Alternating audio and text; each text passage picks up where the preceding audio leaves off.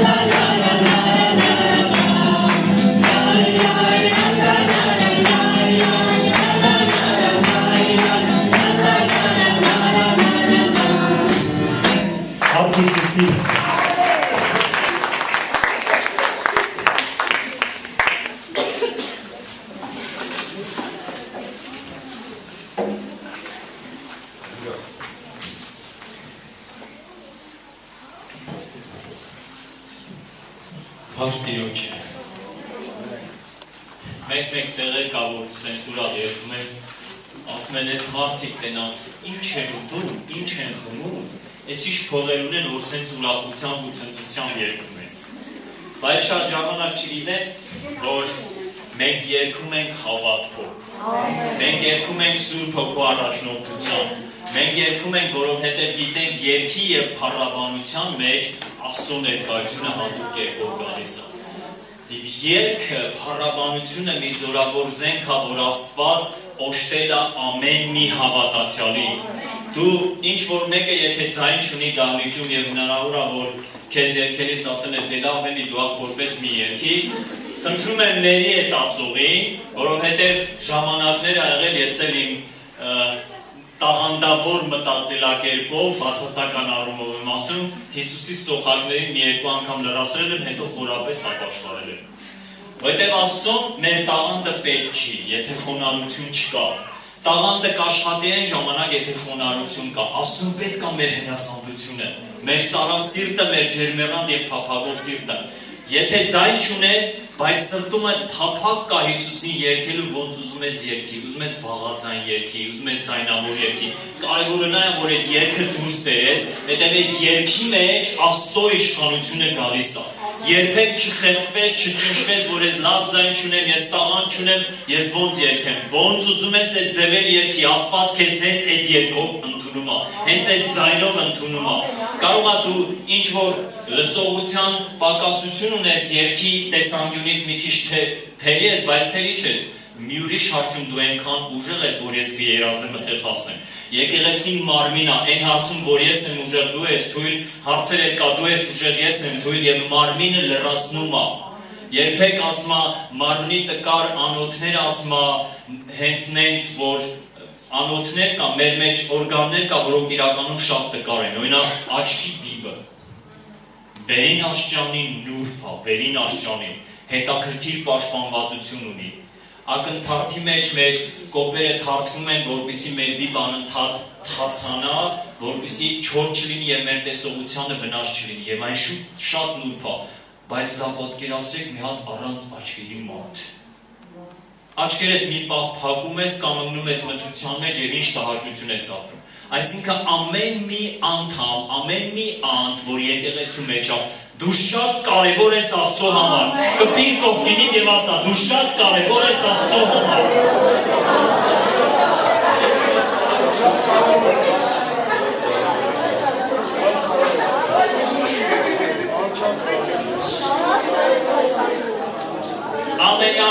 Վերջի նստողից միջև առաջի շարքը տարբերություն չկա, թե ես որտեղ եմ կանգնած կամ նստած։ Դու շատ կարևոր ես։ Մեր տարբերությունը միայն կարող է լինի աչքերի գույնի, մազերի երկարության, հագուստի կամ ազգային լեզվական։ Բայց որպես հոգիներ մենք ոչ մի տարբերություն չունենք։ Մենք Աստծուն ենք պատկանում եւ ամեն մեկս խիստ կարևոր ենք Աստծո թագավորության համար։ Ամեն մեկս խիստ թանկ ենք Հիսուսի համար։ Եթե միայն ես ու դու լինենք աշխարհի վրա, մարդ չլիներ, ելի Հիսուսը իշխնելու էր եւ մեզ համար խաչվելու էր։ Այդքան դու կարևոր ես Աստծո համար։ Եվ փառք Աստծուն, որ Աստված կարևորում է ամեն մի անձի այս երկրի վրա։ Եվ տեսեք մեր երկրի իշխանությունները կարևորում են տաղանդավոր, զորավոր յուրահատկություններով օժտված մարդկանց։ Եվ որ կարդում ենք Դանիելի մարգարեության առաջի գլուխը, տեսնում ենք, որ Նաբուգոդոնոսոր թագավորը եւ դրանից հետո նաեւ Դարեհ թագավորը եւ հիմա մեր ժամանակի բոլոր թագավորներն են իրանց արքունիքի մեջ պահել են հատուկ օժտված մարդկանց, որոնք օժտված են եղել կամ հատուկ իմաստությամբ, կամ հատուկ ֆիզիկական կարողություններով, կամ ստեղծագործական հատուկ տաղանդներով։ Երբեք թագավորները պատահական մարդկանց իրանք մոտ չեն հավաքում, բայց տեսնում ենք ինչ ասում նոր կտակարանում Աստծո խոսքը։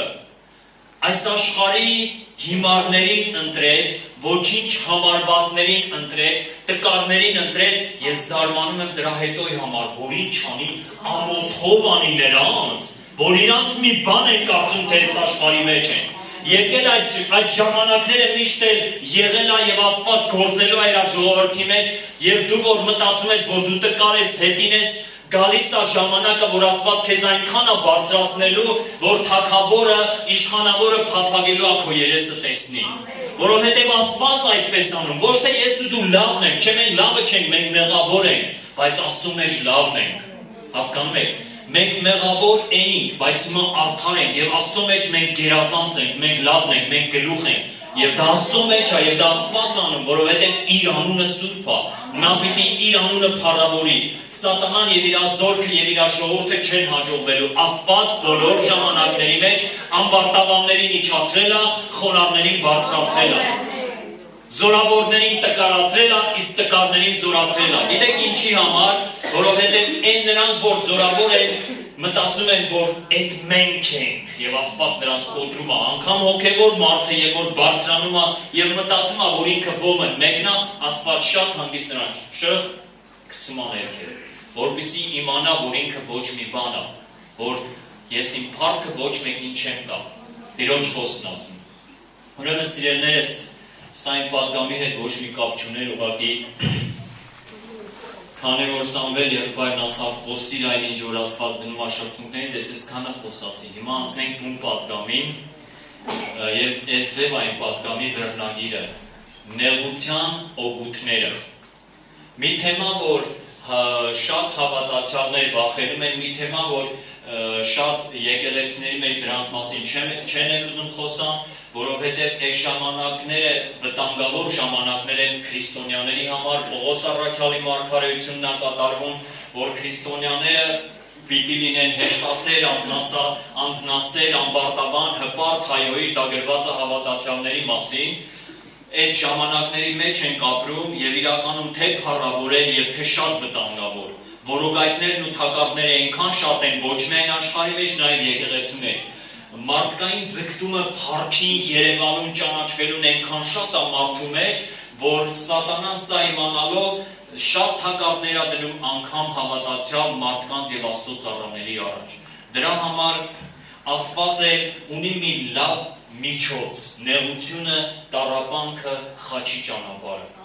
Տեսեք, մենք ունենք խաչի գործ եւ ունենք խաչի ճանապարհ։ Խաչի գործը դա է, ինչ որ Աստված արել է իմ եւ քո համար։ Այսինքն մենք հավիտենական կյանք ունենք, մենք Աստծո արդարներն ենք Հիսուս Քրիստոսին ընդունելուց հետո, դա խաչի գործն է։ Իսկ խաչի ճանապարհը դա է, որ ես ու դու անցնում ենք ամեն օր մեր խաչը վերցրած Հիսուսին հետևելով, մեր անձը ուրանալու աշճան, միջև վերջ, մեր անձից, մեր եսասիրությունից, մեր էգոիզմից, մեր հպարտությունից մի բան պիտի չմնա, որովհետև եթե մնաց Աստված չի կարող լիարժեք փառավորվել, բայց Աստված լիարժեքորեն եւ կատարելապես պիտի փառավորվի։ Դրա համար Աստված ունի մի զորավոր հատուկ մեթոդ, որի անունը նեղություն է, որի անունը տառապանք է, որի անունը փորձություն է, իհարկե չվախենաք ժողովուրդ ջան,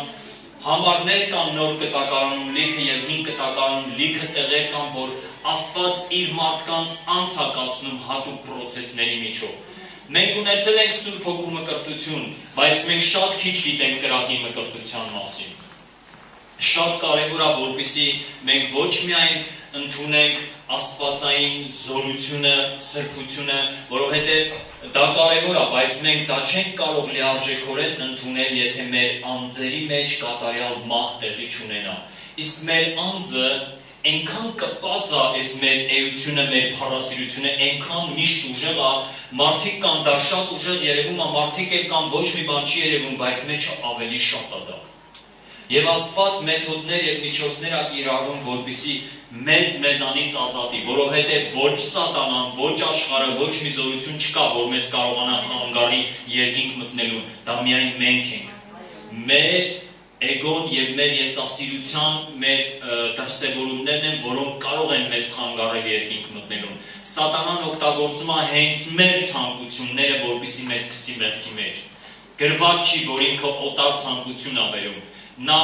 մեզ գայթակղում է այն բաներով, որոնց հանդեպ մենք ցանկություններ ունենք։ Եվ Աստված էլ գործում է ճիշտ հակառակ ուղղությամբ, մաշեցնում է մեր ավելորդ այն ցանկությունները, որոնք կապ ունեն աշխարհասիրության հետ, համբավի հետ, փառքի հետ։ Աստված դա մաշեցնում է, որպեսզի մեզանից ոչինչ չմնա։ Ու փառք ասում։ ես ինչքան հիշում եմ իմ քրիստոնեական կյանքը, չնայած որ Պողոս առաքյալի, ասենք առաքյալների ժամանակաշրջանի եւ հիմա Սիրիայում, Ինդոնեզիայում, Սուդանում եղող քրիստոնյաների հետ, որ իմ անցած ճանապարհը համեմատում եմ, դա ոչ մի բան է։ Այն որ նրանք են տառապում, ես երևի այդ տառապանքի 10%-ն չեմ անցկացել։ Բայց ամեն մեկս մեր չափն ունենք, ամեն մեկս մեր յուրահատկություններն ունենք եւ մեզ հանդիպած նեղությունը միշտ մեզ համար դժվար է երևում։ Հիշում եմ նոր էի ապաշխարել, ես ծնունդով գյուղից եմ, ուրեմն Ալավերդուց մի 15 կիլոմետր է մեր գյուղը, մեծ գյուղ է, Շնող անունը, ու եւ որ ապաշխարեցի, ես այդ գյուղի ամենաճանաչված երիտասարդներից մեկն եմ եղել իմ արվեստով։ Հետև շվի, դուդուկ, սինթեզատոր, ակարդիոն էջերի բաներ էին նվագում բանակի քեֆերին, հարսանիքներին, ռեստորաններում, ինչքան ծնունդ, վերջի զանգար, ես իմ 6-րդ դասարանից մինչև 10-րդ դասարանի բոլոր թվարնշաններս վաստակել եմ դուդուկով ու շվիով։ Ընդհանրապես բացի հայոցից պատմությունից ու ռուսերենից մնացած բոլոր առարկաներից երկուս են եղել բառից բուն իմաստով, չեմ սիրել այդ տարիներին սովորել, դրա համար է պատճառ կար հիմա ժամանակ չկա որ պատմեմ, բայց շվին ու դուդուկը միշտ ինձ փրկել են այն առումով, որ դասատուները միջոցառում կազմակերպում էին, ինձ հրավիրում էին, ասում էին գոնե 3-ս կդնենք, կգամ կնվագեմ, չեմ գալ, ասում էին կդնենք, ու ես գնում էին նվագում էին 3-ը դնում էին ուտեղ ու ես դուրս էի գալիս։ Ուրեմն տեղեր կա տաղանդը օգնում է, բայց Աստծո առաջ դու չես կարող կանգնես քո տաղանդներով, նա ոչ 3 կդնի, ոչ 4, ոչինչ, նա գիտի ինչ կդնի։ Եվ Աստված ունի ճանապարհներ, որպեսզի մեզ ունակ դարձնի խոնարհվելու սիրելիներս։ Ուրեմն պետք չի որ վախենանք նեղությունից։ Ես հիմա կկարդամ Հռոմայեցիս 5-րդ գլուխի եւ Պետրոսի թղթերից մի հատված, հետո մի քանի անձնավորություններից կաշխատեմ կարճ ցույց տամ նեղության օգուտները։ Առաջներում շատ էի վախենում նեղություններից, բայց եկավ մի ժամանակ, երբ որ գիտակցեցի, հասկացա, որ նեղությունը ինչ է կերտում իմ մեջ, ես արդեն լրիվորեն հանձնվեցի, ասի Տեր, որ ճանապարհով ուզում ես, ոնց ուզում ես անցկացրու, իմ գոռալուն, ճչալուն չնայես, չգիտեմ Ալադինի լամպի հետ հեքիաթ հետ մուտիկ նայեք, թե չէ որ պետք է ինքը Ալադինը գնա լամպը բարձրացնի, այդ իրանք ով որ կապում իջացնում է, ասում է կգոռամ, կճչամ, դու չարձագանք ես, միջև որ հասնեմ հատակին, հետև ինչքան իջնում է կրակը այնքան թեժանում է, ինքը պետք է այդ կրակների մեջից լամպը, որ իջացնում է, սա արդեն սկսում է վառվել, գոռում է, քաշի վառվում է, բայց արդեն պայմանը վերևում եղել է։ Ես մի կատակով խոսք ունեմ ասած, ասում եմ այն պահից, որ դու Հիսուսին ասի, այո գալիս եմ քո հետևից, դու քեզ կրակը գցեցի։ Իհարկե սա եւ կատակա եւ լուրջ է, որովհետեւ Հիսուսի անվան հետևից գնալը ամեն օր խաչը վերցնելը դա նրա նախատինքը, նրա անվան համար հալածանքն է եւ նրա անվան համար նեղություն կրելն է։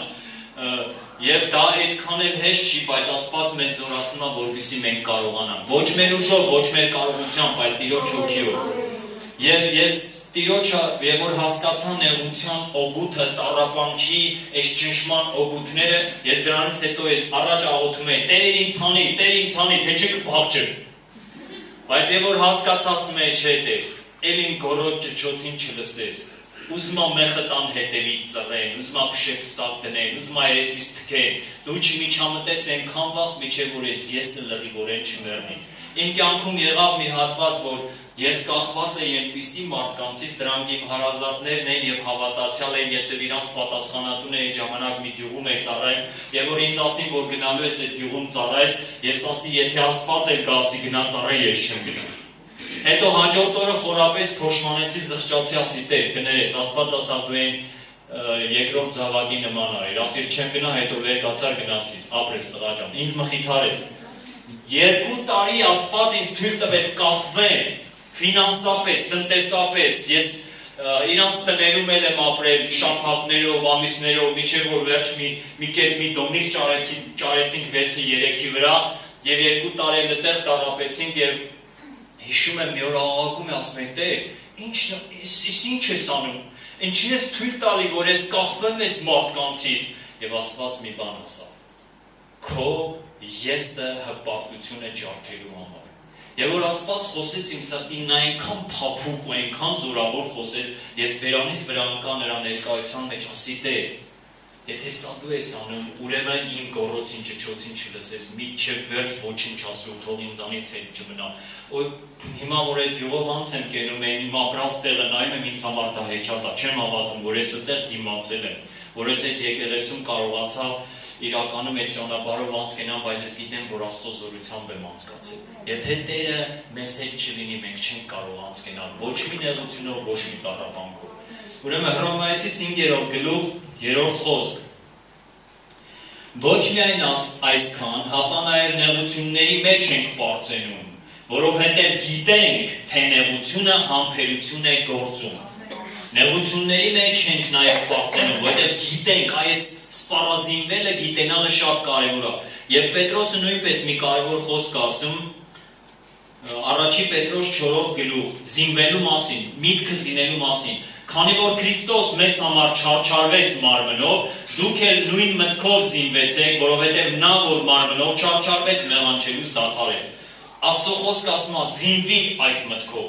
Հիմա, եթե դու զինված ես, դու նշանակում է պաշտպանված ես, բայց եթե դու զինված չես, դու պաշտպանված չես, այս աշխարհի տեսանկյունից, հոգևոր տեսանկյունով, եթե դու գիտես, ինչի համար է նեղությունը եւ դա ինչքան կարեւոր է, դու զինված ես եւ նեղությունը որ գալիս է, դու չես տրտնջա, չես բողոքի իսրայելացիների նման եւ որոշ քրիստոնյաների նման, այլ նեղության մեջ նույնպես փառք կտաս Աստծուն, ոչ թե նեղության համար են գոհանում, ուշադիր եղեք, գոհանում ենք նեղության մեջ եւ որ նեղությունը ճեղքում ու դուրս են գալի, որովհետեւ Աստված հավատարիմ է, առաջի Կորինթացիս 10:13-ի մեջ գրված է, նա հավատարիմ է, որ մեր կարողության չափով է թույլ տալի նեղությունը եւ դրա հետ նաեւ ելք է պատրաստում, որպեսզի մենք կարող լինենք համբերենք։ Այսինքն ամեն մի նեղություն իր գործը, իր ժամանակը, process-ի չափն ունի, հենց որ Աստծուն ստացվում այդ ավելորդությունը քեզանից պոկի հեռացնի, նեղության այդ ասպարեզը վերջանում է։ Բայց նեղությունների ընթացքում ես ասեմ ձեզ, իմ ամենազորավոր աստվածային հպումները, ներկայությունները ես ստացել եմ ամենախորը տառապանքներով անց կենալու ժամանակ։ Տարիներ շարունակ 90-ականներին ամբողջ Հայաստանն էր, բայց դրանից հետո էլ Աստված թույլ տվեց, որ այն ձևի աղքատության մեջ մնեմ ես, որ հիմա դա ինձ համար մի հատ ֆանտազիայի բաժնի հեքիաթ է։ Բայց այդ ամիսներին ես այդ 2 տարիների ժողովում ծանրաբեռնված օրը 12 ժամ աշխատում էի, ճորտի աշխատանք էի անում, օր ա եղել, որ ես 4 տոննա գրուզ եմ շալակել, 4 տոննա։ Կարտոշկի պարկեր, ցորենի պարկեր եւ նման տիպի բաներ։ Բայց այդ ծանրաբեռնված օրերի մեջ ես հասնում էի օրը 4 ժամ աղոթեմ եւ օրական 40 գլուխ Սուրբ Գիրք կարդամ։ Որովհետև առավոտ 5-ին վեր եկենում, որովհետև ես հասկացել էի, եթե այդ ժամին ես վեր չկենամ, այդ օրը ես հաստատ պարտվելու եմ։ Ու ամենախորը լուրջ աստվածային հայտնությունները, հպումները ես ունեցել եմ այդ ժամանակների մեջ։ Մեկ ասում եմ Տեր, իրականում եթե հենց դա է քեզ պետք, որ մենք անցնենք տառապանքով, ուրեմն դու գիտես այդ չափը եւ թույլ տուր, որովհետեւ ավելի կարեւոր է ինձ համար քո մտերմությունը զգալը, քո մտերմության մեջ քայլելը, քան թե ուրիշ բաներ։ Ես հիշում եմ, որ ունեցել եմ աղոթներ եւ որ ես մտնում եի հոգնած գալիս էի տուն, մարմինս կոռում էր, ասում էր գնա պարտի քնի, բայց ես ասում եի ես չեմ գնալու քնելու, ես գնալու եմ աղոթելու։ Աղոթում եմ մի հատ հավաբնի մեջ, որ իմ ձեռով էի պատել ժողովուրդ ջան, ուրիշ աղոթելու տեղ չկար, Դոմիկում տեղ չկար, Դոմիկը շատ փոքր էր, 2 փոքր երեխա, վերջը շատ չպատմեմ, գլուխները չտանեմ, մի հատ հավաբուն էի սարքել, հետո նենց եղավ, որ հավերը սատկեցին, էտել էր Աստծո ծրագրով, էտել ինձ աղոթքի տեղ էր պետք, ու այդ աղոթքի տեղ Աստված ասավ հետա, որ մտնում էի, չէի կարող ասես կանգնեմ, պարտադիր չոքացնող հավաբուն է, պարտադիր կամ չոքում էի, կամ նստում էի, ու հիշում եմ, ես իմ որոշումը սա է, պետք է աղոթեմ այնքան մինչև Աստված գաստեղ կանգնի, ու ես աղոթում էի, Աստծո ներկայությունը այնքան զորավոր էր գալի, որ ես ժամ ու ժամանակը մոռանում էի, հետո որ աղոթքս վերջացնում էի, դուրս էի գալի հանկարծ գետինը մնում էր աչքերիս առաջ, քանի անգամ ես զարմացած ասել եմ, Տեր, ես դեռ երկրի վրա եմ, այդպիսի աստվածային հպումներ եմ ունեցել իմ նեղությունների մեջ, եւ մեկ ասում եմ, Տեր, եթե դա իրոք մի բան է, որ իրոք քո ներկայությունը հատուկ է բերում, ես համաձայն եմ։ Ուրեմն Պետրոսը ասում է զինվիր այդ մտքով։ Եթե դու զինված ես, նշանակում է դու պաշտպանված ես։ Բայց Աստված գիտի մեր կարողության չափը եւ ինքը պատահական ոչինչ թույլ չի տալի իմ ու քո կյանքի մեջ։ 100% համոզված եղիր, որ պատահական ոչինչ չի կարող լինել քո կյանքի մեջ։ Եվ ուզում եմ առաջին անձնավորությունը, որի մասին հաստատ լսել եք, Հոբը։ Ընդամենը 3 տար, Հ-O-B։ Բայց այս կարճ անունով մարդը ինչ երկարատև տառապանքի process անցկացավ։ Եվ մենք տեսնում ենք Հոբի մասին գրված է արդար, կատարյալ, աստվածավախ մարդ, կատարյալ մարդ, հանկարծ Աստված սատանային թույլ է տալիս սրա ունեցվածքի հարցն է լուծվում, հետո հարազատներն են ոչնչանում իր երեխաները, հետո կինն է կանգնում ասում անիծի,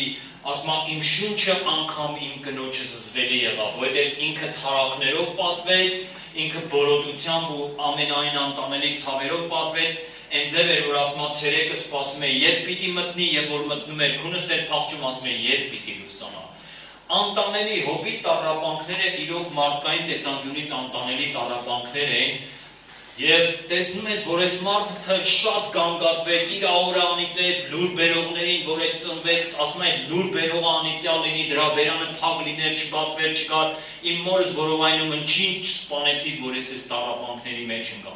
բայց նա չտրտնջաց, բայց նա չհայհոյեց Աստծուն, նա մեկ ասում է, ես պիտի տեսնեմ նրան, այս մարմինս էլ մաշվի միևնույնն է, պիտի տեսնեմ նրան, ու տեսնում ենք այդ տառապանքի ընթացքի մեջ հանկարծ Հոբի հպարտությունն է դրսևորվում։ Մենք տեսնում ենք, որ կրակը սկսում է վերև հանել նրա սրտի հպարտ, խորը թաքնված հպարտությունը։ Եվ դրանցից մի արտահայտություն, որ Հոբն ասում է, այն մարդկանց երեխաները, որոնց հայրերին ես իմ հոտի շների հետ չէի դնի, հիմա գալիս են ոտներիս քացի են տալի եւ ինձ հայհոյում։ Այն մարդկանց երեխաները, որոնց հայրերին իմ հոտի շների հետ չէի դնի։ Այստեղ խոսում է Հոբի հպարտությունը։ Տեսնում ենք այս տառապանքի ընթացքում նրա մտերիմ ընկերները եկան եւ փոխանակ մխիթարային սկսեցին դիտավորությամբ խոսքեր ասել։ Հլբատ մի բան արած կլնես ախպեր, բեր բոյն է վեր կան, դու հաստատ մի բան արել ես, որ այսքան բան է գլուխը տեկալ։ Հոգի գալստական եկեղեցում ես 9 տարի ծառայել եմ, ապաշխարել եմ եւ այնտեղ վայ քեզ որ հիվանդացար, վայ քեզ մի հատ ավարիայի բանի մեջ ընկար, всё, սա եկեղեցին թափում էր տունը եւ ասում էր գնա մերքեր Խոստովանի։ Բայց փառք ասում, մենք ոնց որ պիտի որ ազատ լինենք այս երևույթներից եւ նման բաների շուրջ չմտածենք։ Մարդը որ նեղության տառապանքի մեջ է, նշանակում է մի Աստծո ինչ-որ մի պրոցեսով անցկենում եւ Աստված իր հետ աշխատում է։ Բայց տեսեք, սիրելիներս, ինչ կատարվեց Հոբի հետ։ Հոբի 42 գլխի մեջ 5-րդ խոսքում Հոբը ասում է. ես իմ անձս հողի մոխրի վրա դրած ապաշխարում եմ։ Բայց սկզբից ասում էր Աստված կատարյալ արդար աստվածավախ մարդ։ Եվ Հոբն ասում է. իմ անձը հողի մոխրի վրա ապաշխարում է։ Աստծո առաջ սկսեց ապաշխարել։ Այն ժամանակ մարդկանց առաջ ինքը այդ բարեպաշտությունն ուներ, բայց Աստված տեսնում էր նրա խորքերը։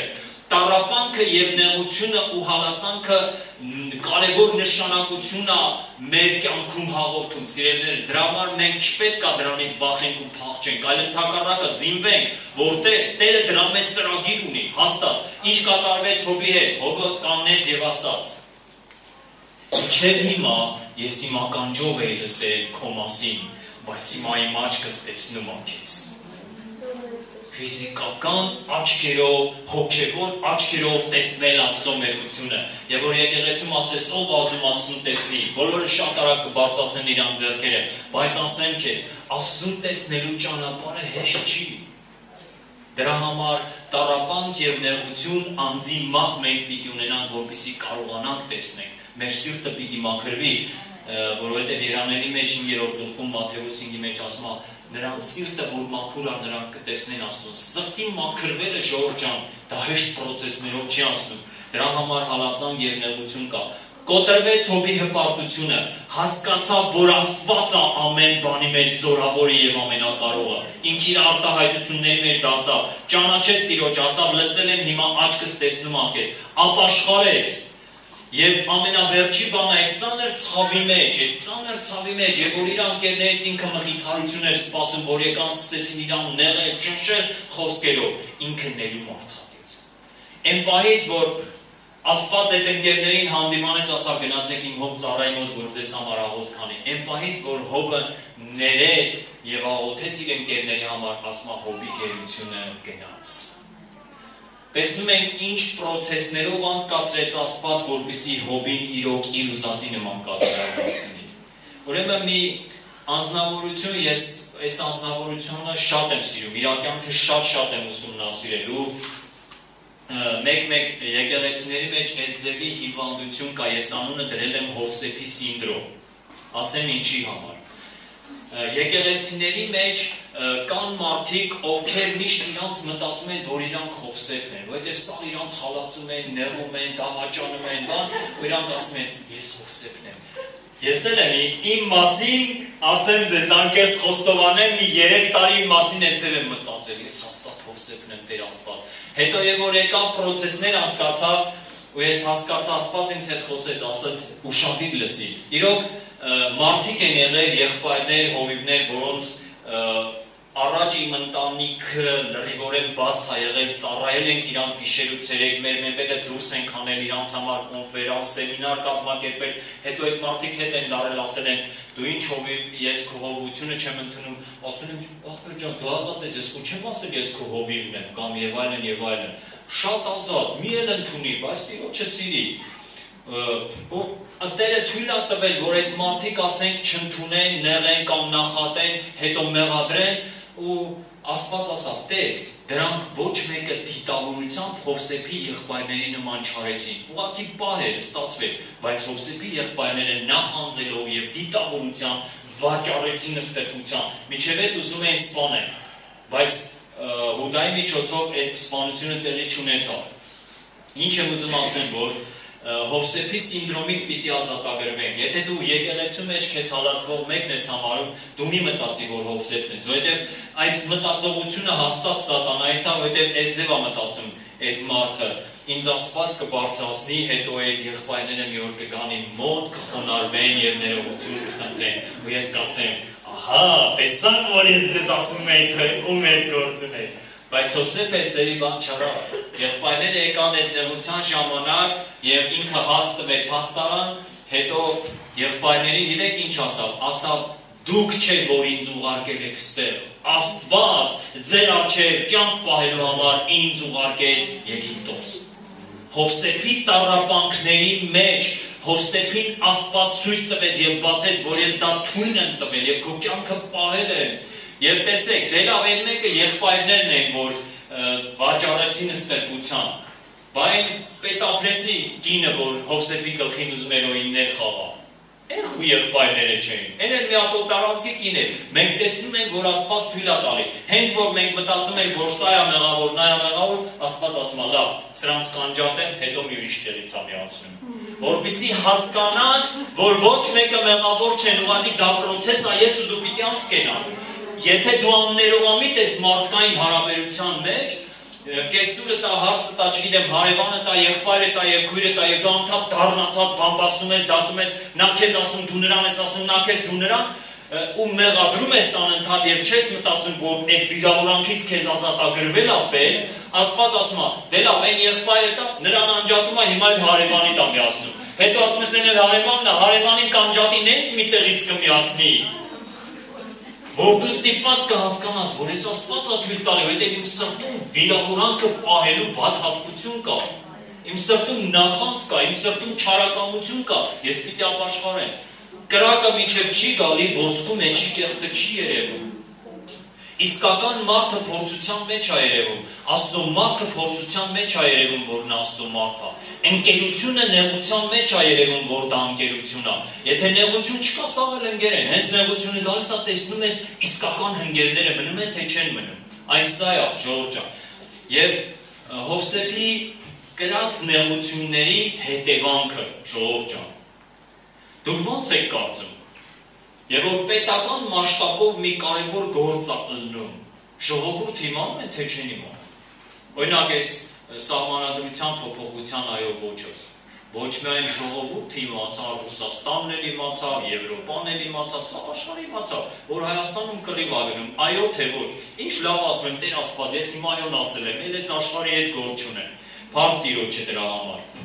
Ուրեմն Հովսեփի կրած այդ նեղության տառապանքի հետևանքների պատճառով դրանք քիչ չեն 13 տարի խորը տառապանք, դրանից հետո 7 տարի սովը սկսվեց 22 տարի ինքը իր հորը չէր տեսել 22 տարի, բայց դա պատճառ դարձավ, որ ամբողջ Եգիպտոսը արթնություն ապրեց,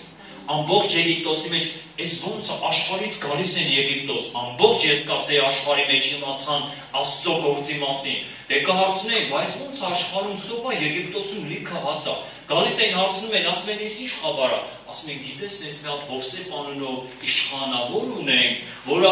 Փարավոնի երազները մեկնաբանեց ու իր երազների մեկնաբանածի նման եղավ, եւ սա տարածվում էր ազգերի մեջ, դա պատահական բան չէ, Եգիպտոսը եւ կողքի երկրները հաստատ իմացան են դուր, այսինքն սա արտնություն էր։ Հետո հրեաները օրհնվեցին, հրեաները այն աշճանի օրհնվեցին, որ Փարավոնը հրաման տվեց, ասա ձեր կահկարասիները չխնայեք, սաղ թողեք, մի բեռ ավել չվերցնեք, եկեք Եգիպտոս, սաղ Եգիպտոսի բարիքները ձերն է, ամենալավ տեղը բնակեցին։ Մի մարդ տառապեց եւ այսքան ազգեր օրհնվեցին, մի մարդ տառապեց, տեսնում եք, դրա համար ջին ունի մեր տառապանքը, մեր տառապանքը նաեւ օրհնության հետևանք ունի, հնարավոր է որ դու անցնում ես ինչ-որ նեղություններով, դա ոչ մեկից դուրը չի գալի, բայց դա իր հետևանքը թողնելու է, մարդիկ օրհնվելու են դրա պատճառով։ Ուրեմն հրեաները օրհնվեցին, էլի կարևոր բան կատարվեց, իր եղբայրները ապաշխարեցին։ Իր եղբայրները ապաշխարեցին։ Նրանք հասկացան, որ այդ երազները Աստված է տվել։ Աստված ուզեց Հովսեփին բարձրացնել։ Մենք ով ենք, որ ուզում ենք կամ նախանձում ենք նրա տեղը գրավենք։ Բա մենք կարայինք այդ տառապանքով անցնենք, հասկանում եք։ Դրա համար ամեն մի անձ, ամեն մի հավատացյալ, ամեն մի պաշտոնյա եւ ծառայող իր տեղն ունի Աստծո թագավորության մեջ։ Երբեք պետք չի որ ցանկանանք սրա ծառայության ու նրա ծառայությանը։ Աստված քո ճանապարհը, քո բաժին օգնությունն ունի։ Միայն դու պիտի համաձայնվես, խաչը վերցնես, հետևես Հիսուսին, խաչը վերցնես, հետևես Հիսուսին։ Ուրեմն առաջին Պետրոս 5:10 կարդամ մի բան։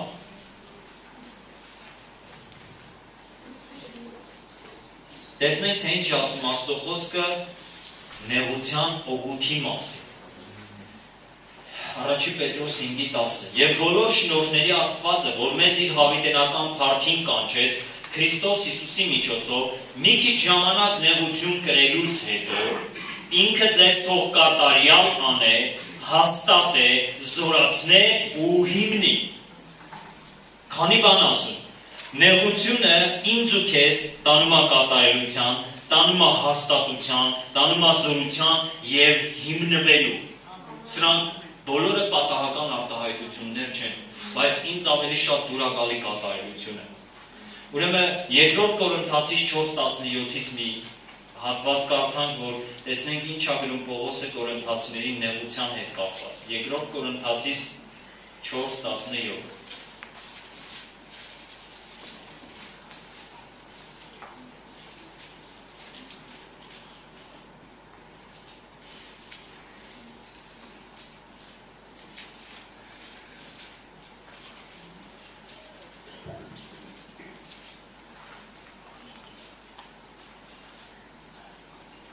Որովհետև մեր վարկյանական թեթև նեղությունը ավելի ու ավելի հավիտենական փառքի գերազանցությունը պիտի ներգործի։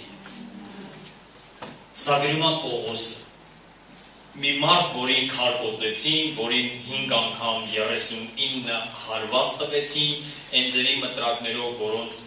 ծայրերին երկաթե շարիկներ էին եղել ամրացված։ 39 հարված 5 անգամ, որին քարկոծեցին 2 անգամ, մի անգամ մահացավ, հետո հարություն առավ, վերջը քանի տեղեր նրան ծեծեցին, այս մարդը գրում է մեր վարկյանական թեթև նեղությունները։ Հիսուսի համար լադեր ես չեմ ծեծվել, լիքը նախատվել եմ, ինչ հայհոյանք ասես ասել են իմ ընկերները, դասընկերները, իմ համագյուղացիները, բայց լադեր չի եղել որ ծեծվեմ։ Բայց այս Պողոս առաքյալը այնքան տառապեց, այնքան բաներից զրկվեց Հիսուս Քրիստոսի համար։ Ինքը գրում է մեր վարկյանական թեթև նեղությունը։ Բայց ինչ անում մեր թեթև նեղությունը, մեր նեղությունները, որոնցով մենք անց ենք ասնում։ Ավելի եւ ավելի, այսինքն գնալով դա աճում է։ ինչքան նեղություններով ենք անցկենում, Հիսուսի անվան համար նախատինքներով ենք անցկենում եւ համբերում ենք դրա մեջ, խոնար ենք մնում, ներողամիտ ենք մնում, օրհնում ենք թշնամիներին, օրհնում ենք անիծողներին, սիրում ենք թշնամիներին, մեր վրա Աստծո փառքը գնալով ավելանում է, հավիտենական փառքի գերազանցությունը ներգործվում է մեր մեջ։ Ես ասեմ ձեզ, ինչի համար պետք չի վախենալ նեղությունից եւ իրոք ինչը ինձ ազատագրեց այդ նեղության վախից։ Ես միշտ փախել եմ այդ խոսքից, չեմ սիրել, անգամ այն համարը Հովհաննես ավետարանի 16 գլխի մեջ վերջի համարն է։ Ասում աշխարհի մեջ նեղություն պետք է ունենա։ Ես որ ավետարանը մի քանի տարի կարդում էի, հենց գալիս է այդ համարին էի ասում գրով անց էի գնում։ Այդ համարը չէի կարդում։ Հետո միշտ չեմ սիրել եւ ոչ մեկը չի սիրում նեղության մեջ լինի կամ հալածանքի մեջ։ Իրոք անկեղծ ասում եմ, հետո մի օր հիշում եմ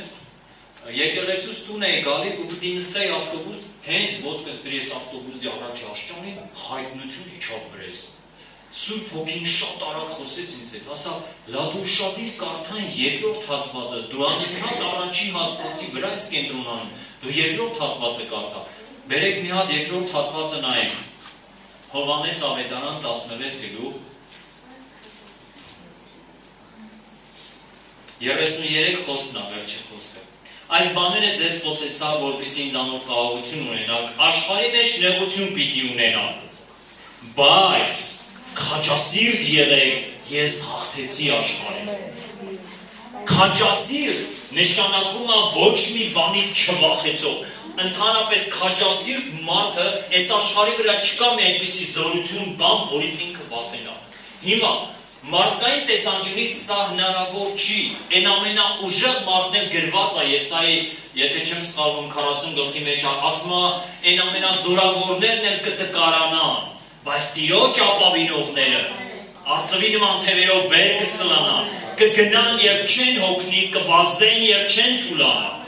Մենք աշխարհի զորավորների մասին այս սովետիկ քանդվելուց հետո ինչքան կինոներ, Շվարցնեգերի, չգիտեմ, Չակ Նորիսի մասին, որոնք սուպեր հերոիներ էին,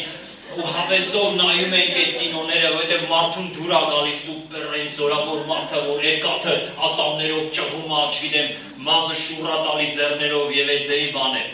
Բայց Աստված ասում է, իրականում կան այդ ձեւի ուժեղ մարդիկ, բայց Աստված ասում է, դրանք կտկարանան, բայց ինձ ապավինողները պիտի գնալով զորանան։ Փաստորեն, Աստծո զորավոր լինելով մենք կարող ենք մահվանն ասել, լսի մահ, вообще դու ով ես որ։ Լուրջ եմ ասում, եւ որ Տիրոջ Հոգին գալիս է մեր վրա, մենք մռնչացող առույցի նման ենք։ Մենք նմանվում ենք մեր Տիրոջը, որը ոչ մի բանից չվախեցավ։ Եվ սրա համար է, որ մենք փափագում ենք Սուրբ Հոգով լցվելով, եթե Սուրբ Հոգին որ գալիս է մեր վրա, մենք լրիվ ուրիշ շանս ենք դառնում։ Մենք դառնում ենք այս աշխարհի ամենաուժեղ ու զորավոր մարդը։ Մեզ թվում է, որ ինչ տեսակ գազան կենթանի զորություն էլ մեր առաջ կանգնի, մենք հաստատ կհաղթենք։ Եվ ճիշտ է թվում է, որովհետև Տիրոջ Հոգու առաջ ոչ մի զորություն չի կարող կանգնել։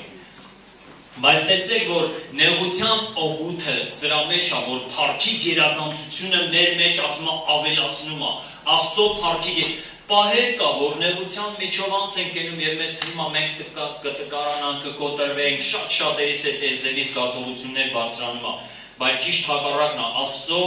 զորությունը մեզ քաջալերում է, աստվածային միջամտությունները մեզ այն ձև է այցելում, որ մենք ասում ենք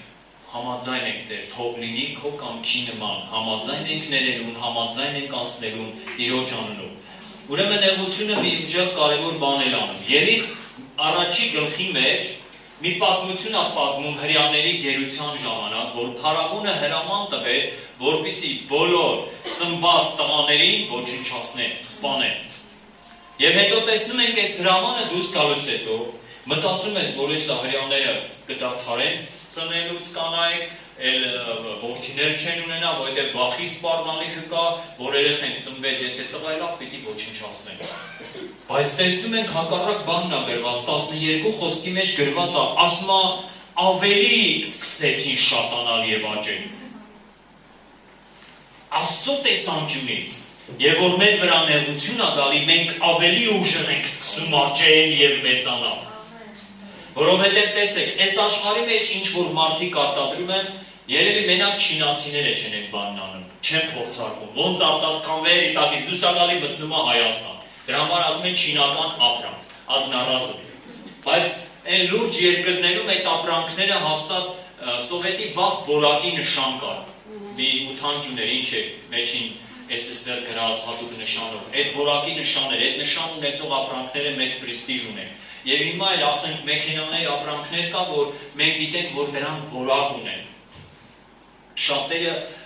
ասում են թանգից էժանը չկա, ավելի լավ է թանկանոց մի հատ ապարատուր առնես, քան թե էժան, որ գիտես երկար չի դիմանում։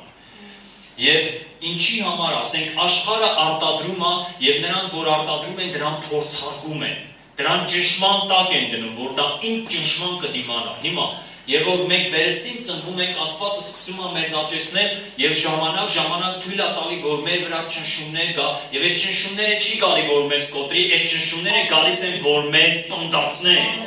որ մեզ զորացնեն։ Ես որի հետ եմ նայում եւ տենում եմ ինչ աշճանի վախկո, թուլասիրտ, անկամք մարդ եմ եղել ես։ Շատ վախկոտ, շատ թուլասիրտ, որ հիմա նայում եմ Աստված ինձ ոնց է փոխել, ասում եմ Տեր Աստված, ես մենակ դու կարող ես անել։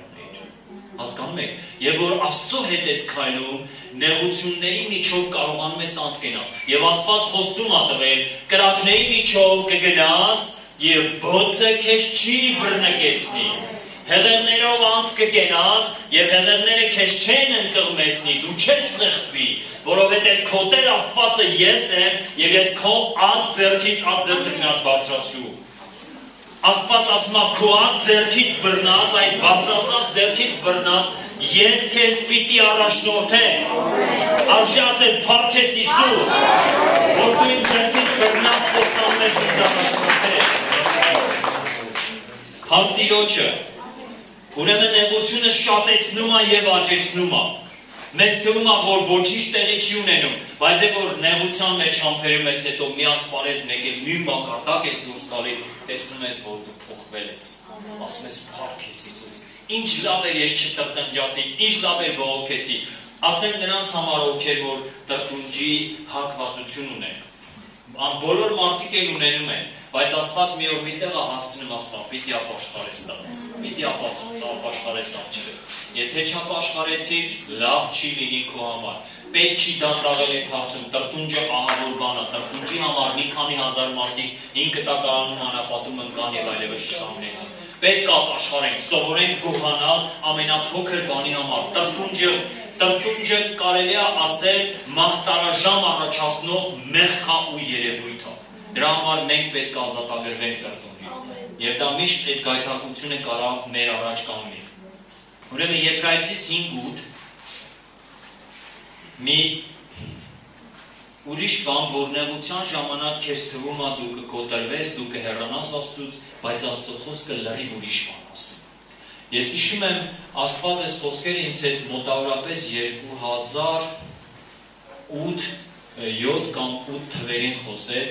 եւ որ ես աղոթում էի բարգավաճման համար ու ինձ հետ սկսվեց ճիշտ հակառակ փորձությունները։ Ես սկսեցի աղոթել ֆինանսական օրհնության համար, 2 երեխաներս էլ աղջիկներս էլ մեկի հետևից Էնձևի հիվանդություններ կպավ, որ դա համարյա թե մահացու հիվանդություն էր։ Ուրեմն եւ որ տարել ու ֆինանսական շատ ծանր վիճակ էր, ու ես աղաղակում եմ, ասում եմ, Տեր, ես էս եմ խնդրում, ես բանն ինձ հետ կատարում։ Եվ Աստված խոսեց ինձ հետ այս համարը։ Եբրայեցիս 5:8 խոսք։ Թեպետ ինք որդի է, բայց իր չարչարանքներից հնազանդություն սովորեց։ Մենք տեսնում ենք, որ չարչարանքը եւ նեղությունը հավատացյալներին տանում է հնազանդության մեջ։ Եվ ես իրոք այդ պահին ինձ թվում էր, ասում եմ, չէ, Տեր, ես կկոտրվեմ, ես չեմ դիմանա այս ճնշմանը, բայց դիմացա, փառք Տիրոջը, Աստված անցկացրեց նաև այդ փորձության միջով, այդ կրակները կպանին, ուզում էին վառեն, մաշեն, բայց Աստված կանգնեց եւ թույլ չտվեց, որ այդ կրակները, մենակ գիտեք ինչը վառեցին, տրտնջը, դժգոհությունը, այն վատ հատկությունները, բայց այն լավերը գնալով զորացան։ Եվ որ կրակներով ենք անցկենում, այն ինչ որ Աստծուց չի դավարվում է, բայց Աստվածայինը մեր մեջ զորանում է։ Ուրեմն նեղությունը մեզ հնազանդություն է սովորեցնում։ Անգամ Հիսուսը գրված է, թեպետ եւ ինքը որդի է, բայց իր չարչարանքներից հնազանդություն սովորեց։ Հարկ Տիրոջը։ Եվ մենք նեղությունների ժամանակ ավելի ենք ձգվում Տիրոջը, ավելի ենք մոտենում նրան, որովհետև գիտենք լուծումը Տիրոջ մեջ է։ Ես մի երգ ունեմ, այս ձեր մեջին մի նախադասություն կա. խնդիրներ թե ունենամ, պատասխանս դու ես։ Խնդիրների լուծումը Հիսուսի մոտ է։ Իմ մոտ չի, ոչ մի հովի մոտ չի, ոչ մի առաքյալի մոտ չի, բայց Աստծո խոսքի մեջ լուծում կա, Հիսուսի մոտ լուծում կա։ Եվ որ խնդիր կա, ճիշտ է, որ մենք խորհրդակցենք, կողքներիս հավատարիմ մարդ ունենանք հովի ծառայող, որի հետ խորհրդակցենք, որի հետ աղոթք անենք, բայց միշտ կենտրոնացումը եւ լուծումը Հիսուսի մոտ է։ Անկամ փառք եմ տալի Աստծուն, որ Աստված թույլ է տվել ինքն այն սիրուն է սարքում Ժողովուրդ ջան, կոպիտ ասեմ մեր գլխին, որ մենք ստիպված լինենք Իրան ապավենում։ Այն ձևի սիրուն պարագաներ սարքեց Աստված, որ մարդիկ ինձ խոստումներ տվին տարբեր կարևոր բաների շուրջ իմ կյանքում, եւ հետո նենց եղավ, որ այդ խոստումները իրանք չկարացին իրականացնել։ Ու չկարացին ոչ թե դիտմամբ, ուղղակի իրանք էլ այդ հնարավորությունը չունեցան։ Սկզբից ունեին, հետո երբ որ եկավ, որ ինձ դա պետք էր, իրանք սկսեցին չունենալ։ Ու ես մի կարևոր դաս սովորեցի, ասի դե փառք ես, որ դու ինձ սովորեցնում ես քո վրա կենտրոնանալ։ Ճիշտ է, մարդիկ կարող է խոստանալ մարդկանցից ակնկալիք, ով չի ունենում մարդկանցից, հարազատից, խոպան գնացած բարեկամից, քեռուց, բիծուտերից, չգիտեմ ընչից, պապայից, մամայից ակնկալիքներ միշտ ունենում ենք, հովիվներից մանավանդ։ Ես որ հիշում եմ ինչ մտքեր եմ ունեցել, ինչ ակնկալիքներ իմ հովիվներից, եւ այդ ակնկալիքների մեծ մասը չիրականացավ, հետո Աստված էլ ասավ, ումից ես սպասում։ Այն հովին եմ ես տալի, քեզ էլ կարամ տալ։ Կենտրոնացի իմ վրա։ Իրականում Աստծո մոտ ստացվում է, եթե մենք հնազանդվում ենք եւ հետևում ենք Իրան մոտ ստացվում է, որ մեր մեջ ավելորդությունները ոչնչացնի։ Աստծո խոսքը, ես սա էլ ասում եմ ու ավարտում եմ, սկսենք աղոթել։ Աստծո խոսքը մեզ սովորեցնում է, որ ինչ անենք նեղության մեջ։ Հակոբոս 5:13 Ով որ նեղության մեջ է, թող աղոթք անե։ Հետաքրքիր է, այդ ինչ աղոթք է, որ Աստված ասում է։ Օրինակ,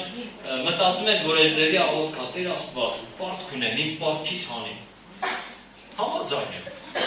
Ճիշտ աղոթք է։ Բայց արդյոք Աստված ավելի շատ մտածում է ինձ պարտքից հանելու մասին, թե իմ մեջ հոգեբանություն կերտի, որ ես էլ պարտքի մեջ չգնեմ։ Հասկանում եք։ Ես ասում եմ, Տեր ինձ պարտքից հանի, Աստված ասում է, համաձայն եմ տղա ջան։ Մեր հետ դառնանք այն տեղը, որտեղից որ դու սկսեցիր պարտք անել։ Լատինանք այդ ինչի սկսեցիր այդ պարտքերն անել։ Ճիշտ արի, թե սխալ արի։ Աստված գնում այն ամենաարմատները հիմքերը եւ ընդեղից սկսում է աշխատել մեզ հետ։ Մեզ թվում է, որ Աստված մեզ չի լսում, նեղության մեջ չօգնեց, պարտքերի չանեց, բայց խորը, ինքը խորն աշխատում, հիմքից աշխատում, որ մեր մեջ այն ձևի հիմք գծի, որ մենք այլ անտեղի չնենք պարտքերի մեջ։ Շատ աղոթքներ կա, որ մենք անում ենք եւ որովհետեւ մենք արտաքինն ենք նայում, բայց Աստված նայում է այն բաներին, որ այդ արտաքինը արտադրում է։ Այսինքն այդ հետևանքներին, բայց Աստված գնում է կանգնում պատճառների վրա։ Մենք լավ, ճիշտ աղոթքներ ունենք, բայց Աստված մեր աղոթքների պատասխանը կենտրոնացնում է այդ հետևանքները ծնող պատճառների վրա, որպեսզի դրանք վերացնի, որպեսզի մենք այլևս սխալ հետևանքներ չունենանք։ Ուրեմն աղոթք անել, սա չի նշանակում, որ մի անգամ դու աղոթեցիր։ Ես չեմ հավատում, որ նեղության մեջ եղող մարդը սենց հանգիստ նստած Տեր Հիսուս ջան, պարտքերս փակի, ինչ կվի։ Չէ։ Այդ լուրջ կռիվ է։ Այդ ջերմեռանդ աղոթք է, այդ ամեն օրվա փառաբանություն է, այդ նաև հավատքի գործողություն է, որովհետև քանի անգամ լուրջ պատկեր եմ ունեցել տարբեր պատճառներով, հիմնականում հիվանդության հետ կապված եւ աշխատանք չի եղել, փորձել եմ աշխատել, եմ աշխատածս չեն տվել, էդ էլ ավելի այս տառապացրել եւ սատանան եկել է ականջիս հետևին նստել ու ասել. Այդ տղա ջան, մինը պետք է քեզ 10-ով տա, դու ինչի ես 10-ով տալի եկեղեցում, ասելա մի տա, ոչ 10-ով դու, մի Աստված տենում է, որ դու նեղության մեջ ես։ Ասել եմ, ես դեշմաղթի Աստծո ձայնն էլի, Աստծո խոսքն ասում է, որ ինձ է պատկանում երկրի 10-ով թե իմն է, Հետո Աստված ինձ բացեց, որ քո զոհաբերությունը քո հավատքի մասին է խոսում իմ առաջ։ Ինչ չափի զոհաբերություն ունես, այն չափի էլ հավատք ունես։ Ես երբ որ սա հասկացա, ասի ետիս գնա Սատանա, անկախ նրանից պարկ ունեմ, թե պարկ չունեմ, էլ չփորձես քո կեղտոտ քիթը խոթես իմ 10-որդի կամնձայի բաժնի մեջ, ես քեզ իրավունք չեմ տալի։ Ու հակառակ իրան ես ավելի սկսեցի իմ զոհաբերությունները շատացնել։ Հակառակ իրան ավելի սկսեցի իմ 10-որդները ընտիրացնել, եւ Տերը սկսեց միջամտել։ Այսինքն աղոթքը ինքը նեղության մեջ դա նաև գործողություն է, դա սպասում է, դա լուրջ կռիվ է, մտքերի հետ, զգացմունքների հետ, սկսում ես մարդկանց մեղադրել, դե որ սա սեն չաներ, այն մեկը սեն չաներ, ես ու այս պրոբլեմի մեջ չեն մնի։ Այնքան կռիվ կա, եւ որ մարդը նեղության մեջ է, այնքան մտքեր են ճնշում, ու դու այդ բոլոր մտքերին պիտի խաչես եւ վերջում կանգնես Աստծո առաջ, ասես ես քեզ փառք եմ տալի Տեր։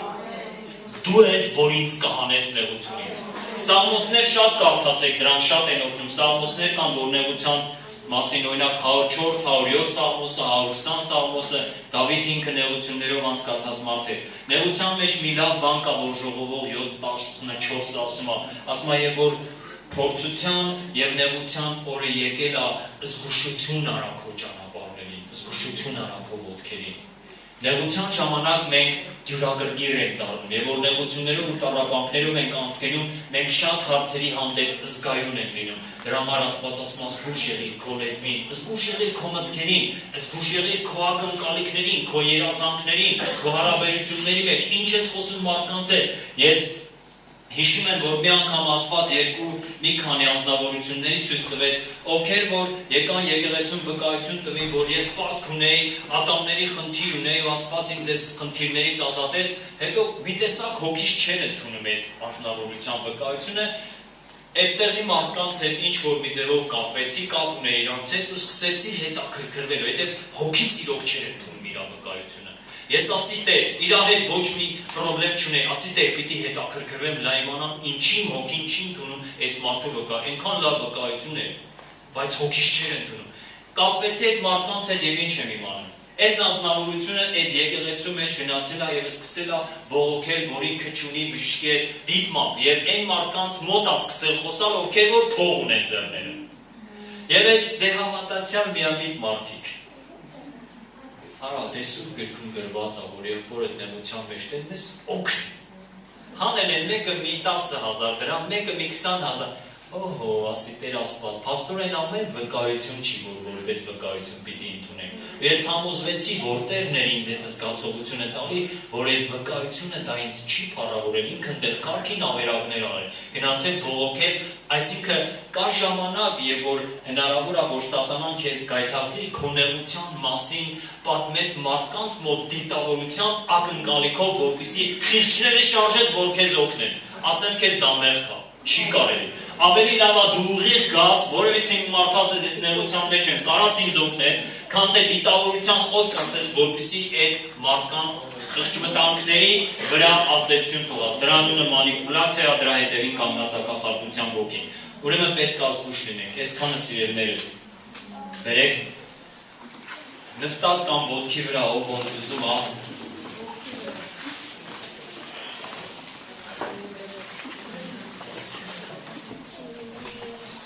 աղոթելու ենք ոչ թե նեղություններից փրկվելու համար, այլ աղոթելու ենք, որ նեղության մեջ Աստված մեզ այնպիսի զորություն հագցնի, որ կրակները մեզ չկարողանան վառեն, որ այդ փոթորիկները մեզ չկարողանան կուլ տան, որ առյուծի բերանները փակվին, ինչպես Դանիելի առյուծները։ Մեզ շատ ժամանակներ կա, որ թվում է մենք առյուծի գուբի մեջ ենք եւ իմ առյուծները մեզ կլափեն, նեղությունները մեզ կուլ կտան, աղքատությունը ճնշում է, տարբեր տեսակի խնդիրներ,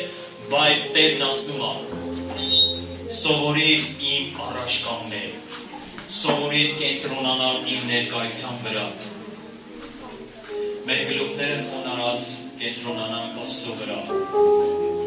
Եվ ես գիտեմ, որ ապաշխարելու կարիք է պիտի ունենամ, ապաշխարելու կարիք մեր տրտուժներից, ապաշխարելու կարիք մեր դիտավորյալ զրույցներից, մարդկանցից ակնկալիք եւ սպասելիք ունենալուց, միգուցե եւ հովիվից կամ հովիվներից կամ ծառայողներից։ Խորը արմատական ապաշխարությունը մեզ Աստծո փառքով ալցնում։ Դու եւ որ աղոթել ես, որ Տեր հանիր ինձ նեղությունից, Աստված տեսավ, որ քո մեջ բարկային ակնկալիքներ կա եւ ինքը թույլ տվեց, որ ավելի մեծ նեղության մեջ լինես, որ դու էլ տեսնես, որ նեղության մեջ ես մարդկանցից սպասելիք ես ունենում եւ Աստծո վրա կենտրոնանալու փոխարեն դու մարդկանց վրա ես կենտրոնանում։ Իսկ եւ որ մեր սպասելիքները չեն արդարանում, մենք վիրավորվում ենք եւ նեղվում ենք եւ հետո ընկնում ենք բամբասանքի եւ դատողության մեջ։ Եկեղեցին ուներ չօգնեց, այս մարդը կարող է օգնել չօգնեց, բայց ես որ հետ եմ ասում եմ, փառքես Հիսուս է բոլոր թույլ տված բաների համար։ Հետևեն, որ Աստվածը թույլ տալի, թույլնատալի նպատակային, որ ես ու դու Աստծո աչքերով տեսնենք, որ մեր սրտում դեռ ինչքան ակնկալիք ու սպասելիք կա, ինչքան անհավատություն կա, ինչքան Տիրոջը չապավենելու երկմտություն կա, որպեսզի սովորենք ապավինել նրան։ Տեր շնորհակալությունը քիչ ա, որ ես ասեմ, ով Աստված հայր։ Գոհությունը Տերին, փառաբանությունը քիչ ա, Տեր, որովհետև իրոք եւ որ մեզանց ես կասնում նեղություններով դու կերտում ես, Տեր։ Դու քո գերբնական ով Աստված գործիքներով մեզանից հեռացնում ես ավելորդությունները։ Եթե համաձայն ես, որ Աստված շարունակի իր աշխատանքը այն նեղության process-ի մեջ, որ սկսել է քո կյանքի մեջ, ձեռքերը դեպի երկինք տարածիր, թող Տերը տեսնի քո համաձայնությունը։ Եվ աղոթիր ոչ թե որ նեղությունից դուրս գաս, աղոթիր որ Տերը քեզ սովորեցնի, թե ինչի համար է դա թույլ տվել եւ ում է ուզում կերտի քո մեջ։ Փառքես Հիսուս, փառքես Հիսուս, փառքես Հիսուս։